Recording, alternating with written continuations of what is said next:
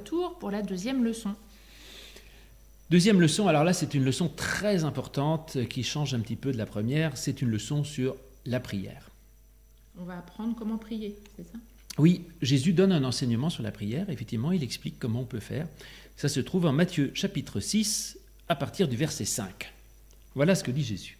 Lorsque vous priez, ne soyez pas comme les hypocrites qui aiment à prier debout dans les synagogues et au coin des rues pour être vus par les hommes. Je vous le dis en vérité, ils ont leur récompense. Bon, ça je comprends. Il dit la prière, c'est pas pour dire vous voyez comme je suis pieux, comme je vais à l'église, comme je suis bon, comme je suis religieux, etc. Votre relation à Dieu, ça ne regarde que vous. Voilà, c'est pas pour faire le malin. Et donc votre relation à Dieu, c'est vous avec Dieu, point terminé. C'est ce qu'il dit encore après, quelque chose de très important. Mais quand tu pries, entre dans ta chambre, ferme ta porte et prie pour ton Père qui est là dans le lieu secret. Et ton Père, qui voit dans le secret, te le rendra. Rentre dans ta chambre, ferme ta porte et prie ton Père qui est dans le secret. Alors ça ne veut pas dire que forcément, pour prier Dieu, il faut être dans une chambre, il faut que la porte soit fermée. Surtout les protestants ont pris l'habitude d'apprendre à prier partout, dans n'importe quel lieu. On n'a pas besoin d'être dans un temple, d'être dans une église, d'être dans un oratoire, d'être devant une bougie, d'être devant une croix, etc. pour prier. On peut prier n'importe où. Et ça, il faut vraiment apprendre à être capable de prier n'importe où, même dans le métro, ou même en faisant ses devoirs, en faisant la vaisselle, en se promenant dans la rue. On peut prier à n'importe quel moment. Il faut s'isoler mentalement, plus que pour de vrai, en fait. C'est ça. Voilà, je pense que quand il dit rentre dans ta chambre, ferme ta porte et prie ton Père qui est dans le secret, c'est dans ta tête, c'est-à-dire je ne peux pas prier en regardant quelqu'un dans les yeux. C'est compliqué, prier, il faut quand même mentalement s'isoler, se concentrer, être au fond de soi-même. Se recentrer sur soi. Voilà, et chercher Dieu qui est au fond de soi-même et parler au plus profond de soi-même avec, je ne sais pas qui, Dieu, enfin en tout cas on peut faire comme si on parlait à Dieu, ça dépend comment on le ressent, mais c'est vraiment se recentrer sur soi-même. Et c'est ça, donc ferme ta porte, c'est-à-dire ne te préoccupe pas de ce qui est autour de toi. En priant, ne multipliez pas de vaines paroles, comme les païens, qui s'imaginent qu'à force de paroles, ils seront exaucés. Ne leur ressemblez pas, car votre Père sait de quoi vous avez besoin avant que vous ne le lui demandiez. Oui, c'est ça, il dit, la prière, c'est pas de réclamer ceci, réclamer cela. Seigneur, je voudrais ceci, je voudrais ça, donne-moi ci, donne-moi ça. Il dit, Dieu sait très bien que tu as envie d'avoir de bonnes notes, d'être en bonne santé, qu'il fasse beau pour ton week-end. Donc, ce n'est pas le problème. Et les païens, ils s'imaginent qu'à force de réclamer, ils vont obtenir. Donc, en fait, la prière, ce n'est pas ça. Ce n'est pas de réclamer 1000 choses. C'est simplement un moment d'intimité avec Dieu. Donc, on prie Dieu et on lui dit tout ce qu'on a sur le cœur. On dit, voilà, Seigneur, alors, ce que je pense, ce que je crains, ce que j'espère. Donc, il faut trouver un moment pour prier. Donc, c'est une bonne chose de se dire, par exemple, le soir avant de m'endormir, dans mon lit, je suis tranquille, je fais un petit moment de prière. Et là, ça peut être plusieurs choses. D'abord, le passé. Et donc, on peut rendre grâce, c'est-à-dire remercier sur toutes les joies, les bonnes choses qu'on a eues. Et c'est bien de revenir sur le positif. On peut aussi dire, voilà, ça, j'ai pas bien réussi. Et on demande pardon, ça s'appelle. Excuse-moi, pardonne-moi, Seigneur. Dieu nous libère du pardon, voilà. Tout ce qu'on regrette, etc. Ensuite, l'avenir. Ce qu'on espère, donc il ne s'agit pas de réclamer à Dieu, on va dire, oh Seigneur, si j'aimerais tellement avoir une bonne note, pourquoi pas, je peux dire j'aimerais avoir une bonne note, je ne lui demande pas une bonne note, mais je peux lui dire que je le souhaiterais, on peut toujours dire à Dieu ce qu'on souhaite, et puis après il arrive ce qu'il arrive, ou ce qu'on craint, dire oh là là, j'ai peur de ceci, aide-moi Seigneur, et donc on peut demander à Dieu de l'aide, du soutien, et plein de choses, donc en fait la prière c'est ça, c'est de simplement lui dire tout ce qu'on ressent, c'est pas de réclamer des choses, mais c'est lui dire tout ce qu'on a sur le cœur. Et quand on dit à Dieu tout ce qu'on a sur le cœur, Dieu transforme notre cœur. Voilà ce que c'est que la prière. Et puis on peut prier, voilà.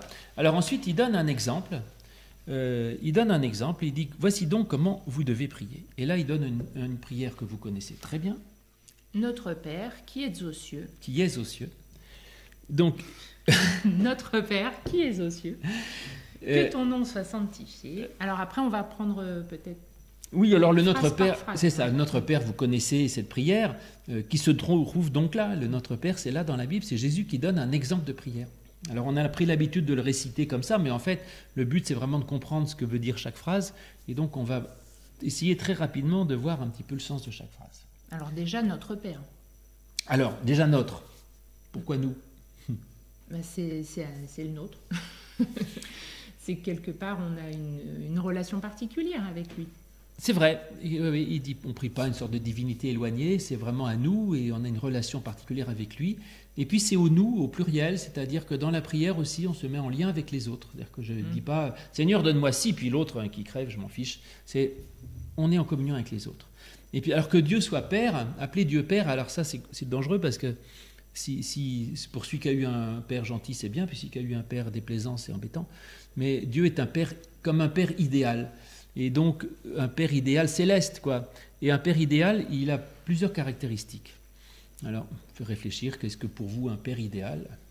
Déjà, c'est celui qui nous crée. Bah oui, à la base, le père, c'est celui, le géniteur, c'est ça, c'est celui qui est à l'origine de la vie, quoi. Donc c'est le père biologique, comme on dit. Donc Dieu est notre père parce qu'il est notre créateur, voilà. Donc déjà, il est notre créateur, donc il est notre père, très bien. Ensuite. Après, il nous aime. Alors ça c'est vrai, et ça on en pense souvent. Alors quand on dit père, c'est pas forcément père, c'est aussi mère. Hein. Dieu est père ou mère, c'est Dieu notre parent. C'est pas forcément le père opposé à la mère, c'est les deux à la fois. Donc le parent, c'est aussi celui qui aime inconditionnellement. Et ça c'est vrai, c'est que vous pouvez vous disputer avec vos parents, mais de toute façon vos parents vous aiment. Et ça c'est les parents. En tout cas, nous aimons nos enfants, ils peuvent faire n'importe quoi, de toute façon on les aime, point, c'est comme ça, depuis leur naissance on les aimera toutes jusqu'à leur mort. Donc ça veut dire que l'amour de Dieu est un amour total et inconditionnel. Alors qu'un ami, s'il me fait une crasse, je ne suis pas sûr de l'aimer encore, mes enfants je les aimerai toujours. Et donc il nous aime d'une façon totale et absolue, pour toujours, et ça c'est, quoi qu'il arrive, il nous aime. Ce n'est pas un enjeu. On ne peut pas dire, attention, si tu veux que Dieu t'aime, il faut que tu sois gentil. De toute façon Dieu t'aime, c'est la base, voilà. Très important. Et puis là, enfin, on parle d'un père idéal. Hein, oui, après, c'est ça. Ça peut arriver que non, mais c'est un père idéal. Ça peut arriver, malheureusement. Et c'est quand même souvent comme ça. En général, les parents aiment leurs enfants, c'est comme ça. Et après, le père, c'est aussi l'autorité qui donne les règles, qui essaye de t'enseigner, qui te conseille. C'est ça. C'est celui qui éduque, qui donne des règles, qui donne des lois, qui instruit, qui apprend. Et donc Dieu est aussi pour nous celui qui nous aide à grandir. Et donc voilà, Dieu est à la fois tout cela. Alors on dit qu'il est au ciel, c'est-à-dire oui, c'est pas mon père céleste ou ma mère céleste, là, j'ai ça à la maison, c'est bon. Tu veux dire terrestre, j'ai des choses sur terre, là c'est d'un autre ordre, dans le ciel, c'est-à-dire du domaine spirituel.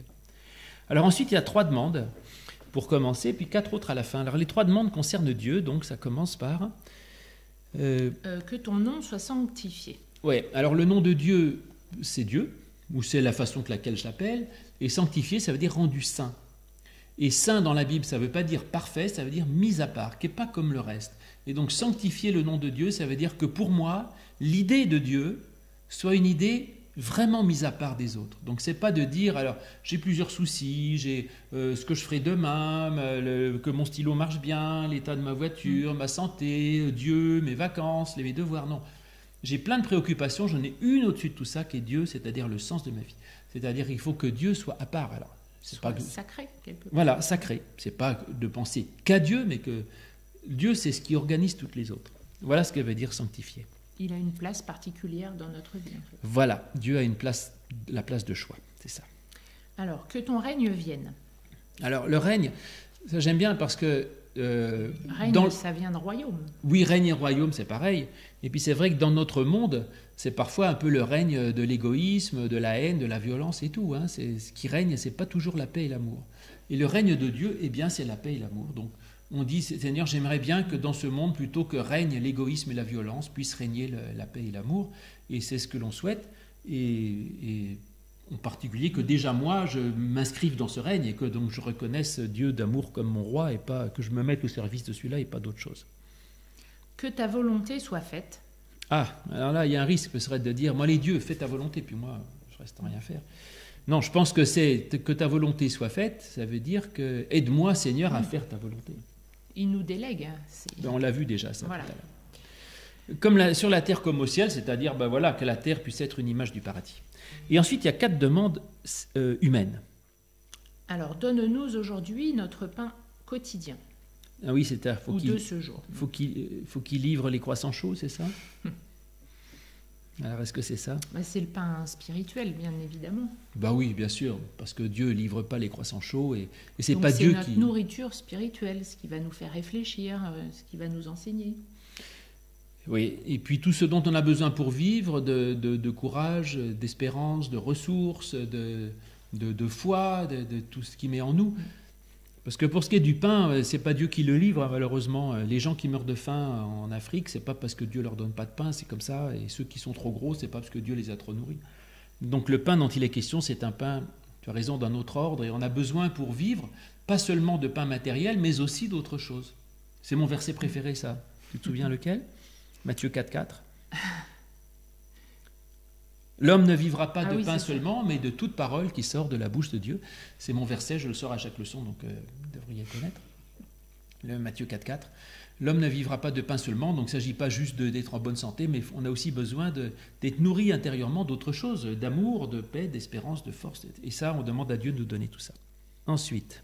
Pardonne-nous nos offenses comme nous pardonnons à ceux qui nous ont offensés. Alors, qu'en penses-tu? Apprends-moi à pardonner, parce que c'est pas évident. Voilà. Mais c'est important. Comme je sais que je suis pardonné aussi. Apprends-moi, c'est ça, aide-moi à me savoir pardonner, parce que c'est pas évident non plus. Parfois on se sent coupable et on dit Dieu te pardonne, et bien en fait on se sent toujours coupable. Donc aide-moi à vraiment savoir que j'ai le droit de faire des fautes. Après ça n'empêche pas de se corriger, mais c'est bon, tu as le droit d'exister, tu es pardonné. Et aide-moi du coup aussi à pardonner. Alors c'est pas pardonne-moi dans la mesure où je sais pardonner. On a besoin de Dieu, que Dieu nous aide pour les deux, pour nous pardonner et pour nous aider à pardonner, les deux à la fois. Ne nous laisse pas entrer en tentation, mais délivre-nous du mal. Oui, alors ça, on vient de changer. Avant, on disait ne nous soumets pas à la tentation. Alors, parce qu'ils ont changé, heureusement, parce que c'est pas Dieu qui nous soumet à la tentation, qui joue, qui dit ha ha ha ha. Mais c'est de dire, quand il y a des tentations ou des épreuves, des difficultés, fait que je tombe pas dedans, que je tombe pas dans les pièges de la vie, quoi. Donc ça veut dire aide-moi à avoir la force. Voilà. Et à pas tomber dans les pièges du mal, et à pas me laisser, à pas être prisonnier dans ce qui m'accable, dans ce qui peut me faire du mal et tout, mais à me tirer d'affaire, quoi. Aide-moi à me sortir de toute situation. Car puis, c'est à toi qu'appartiennent le règne, la puissance et la gloire pour les siècles des siècles. Amen. Ah oui, ça c'est la doxologie, et c'est la conclusion. Alors les protestants la disent toujours, la conclusion à la fin. Et bon, règne, puissance et la gloire, peu importe. Mais ce que j'aime bien, c'est à la fin, on remercie Dieu. On lui demande plein de choses. À la fin, on dit, ben voilà Dieu, parce que, en fait, tu es vraiment formidable. Et on termine par Amen. C'est la vérité. Ça, c'est vrai. Et c'est le Notre Père. Voilà, c'est tout. À bientôt. À bientôt.